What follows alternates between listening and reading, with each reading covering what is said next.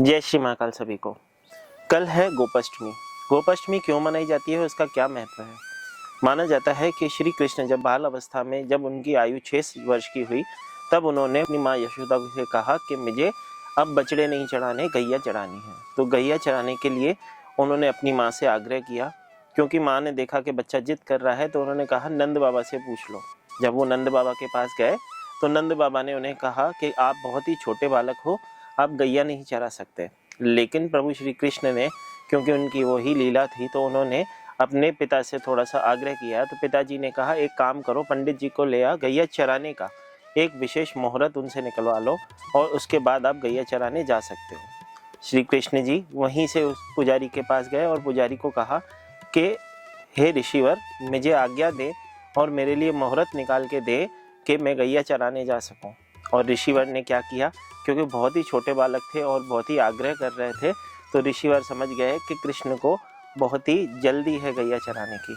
तो ऋषिवर ने उनसे आग्रह किया कि आप बहुत छोटे हो, तो उन्होंने बोला कि नहीं, अगर आप मेरे लिए ये कार्य कर दोगे तो मैं आपको बहुत सारा माखन ला के दूंगा। और ऋषिवर हंसते हुए उनके साथ नंद बाबा के पास चले गए।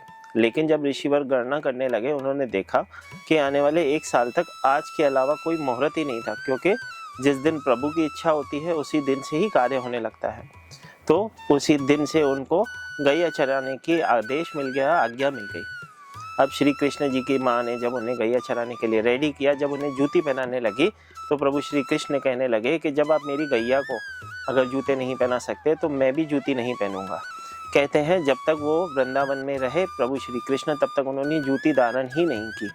और अपनी गैया को चराने का आज के दिन कार्तिक मास की अष्टमी से उन्हें ये मुहूर्त मिला, और उसी कार्तिक मास की अष्टमी से ही उन्हें आज्ञा मिली गैया चराने के लिए, जिसके लिए गोपाष्टमी का त्यौहार मनाया जाता है। कहते हैं क्योंकि बालक अवस्था थी, 6 वर्ष की उनकी आयु थी, और नंगे पैर जब वो चलते थे तो ब्रज की रज पे जैसे कि उनके पैर पड़े, तो आज भी लोग ब्रज की रज को अपने मस्तक का टीका लगाते हैं। जैसे कि आप सबको पता है, श्री कृष्ण जी को गैया चराना या गैया माता से बहुत ही लगाव था।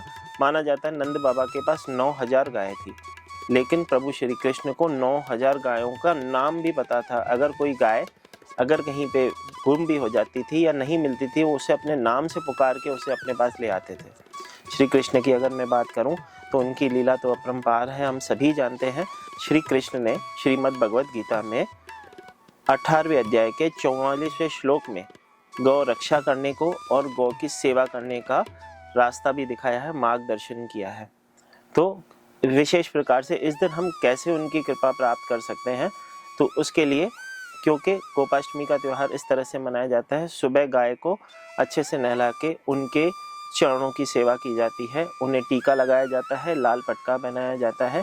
कहते हैं उनको गुड़, रोटी और घास का आहार दिया जाता है और उनकी परिक्रमा करवाई जाती है। जब वो परिक्रमा करके आते हैं, उसके बाद ही माना जाता है कि जब हम शाम की सेवा कर लेते हैं, उसके बाद गौ मैया का आशीर्वाद ले लिया जाता है।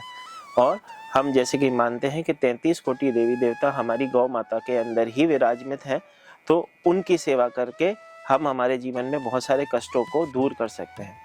गोपाष्टमी के दिन विशेष प्रकार से आपको एक छोटा सा कार्य और करना चाहिए, गौ माता को गुड़ का भोग अवश्य लगाना चाहिए, उससे हमारे कर्ज की मुक्ति भी होती है। गोपाष्टमी का महत्व इसके लिए भी बढ़ जाता है, जैसे क्योंकि हम हमारे सनातन धर्म में गौ माता को माँ का दर्जा देते हैं, माँ का सम्मान देते हैं।